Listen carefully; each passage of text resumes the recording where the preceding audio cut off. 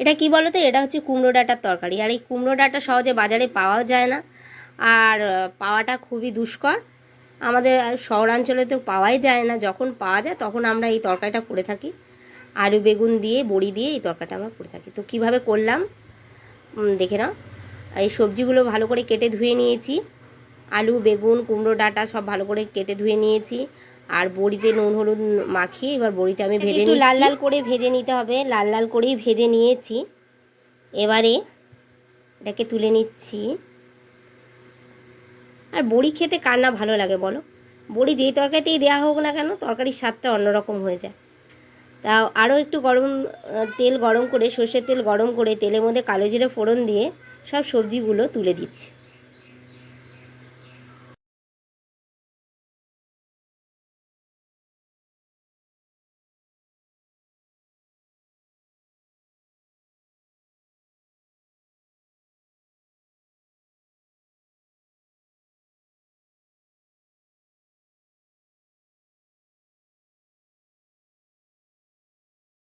এর মধ্যে সেরকম কিচ্ছু মশলা দেওয়া হবে না, অল্প পরিমাণ নুন আর হলুদ দিয়ে এটাকে একটু ভালো করে কষিয়ে নিচ্ছি।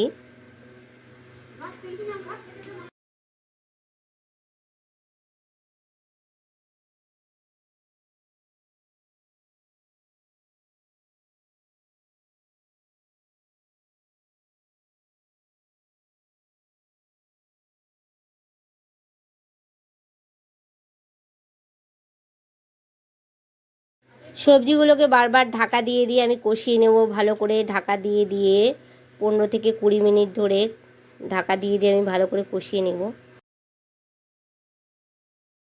কিছুটা কুমড়ো পাতাও কেটে নিয়েছিলাম, ওটাও দিয়ে দিচ্ছি এর মধ্যে। আর কুমড়ো পাতা দিলে পাতাটা খেতে খুবই ভালো লাগে, আর তোমরা চাইলে পাতা নাও দিতে পারো।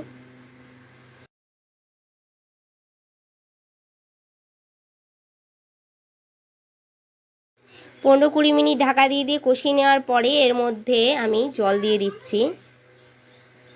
জলটা গা মাখো জল দেবো, খুব বেশি একটা জল দেবো না, যাতে সিদ্ধ হয় ওরকম পরিমাণ জল দেবো। এর মধ্যে আরও একটু জল অ্যাড করে দিচ্ছি ভালোভাবে সিদ্ধ হওয়ার জন্য। এবারে ঢাকা দিয়ে এটাকে আমি ভালোভাবে সিদ্ধ হতে দিব।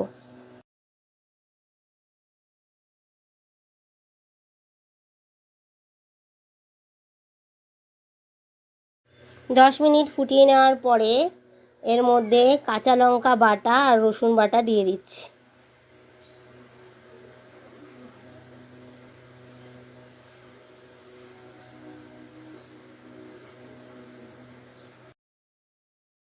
কাঁচা লঙ্কা বাটা রসুন বাটাটা দিয়ে আমি আরও 5 মিনিট ভালোভাবে ফুটিয়ে নিয়েছি, যে আমার তরকারিটা হয়ে গেছে। এটা খেতে কিন্তু খুব ভালো লাগে, আর তোমরা যদি বাড়িতে বানাতে চাও তো এইভাবে একবার বানিয়ে খেতেই পারো। আর হ্যাঁ, বড়িটা তো দেখাতে ভুলে গেছি, বড়িটা এর মধ্যে আমি দিয়ে দিয়েছিলাম আগে, মানে রসুন বাটা লঙ্কা বাটাটা দেওয়ার পরেই আমি এই বড়িটা এর মধ্যে দিয়ে দিয়েছিলাম। এটা খুব খেতে ভালো লাগে, তোমরা একবার বাড়িতে বানিয়ে খেতেই পারো।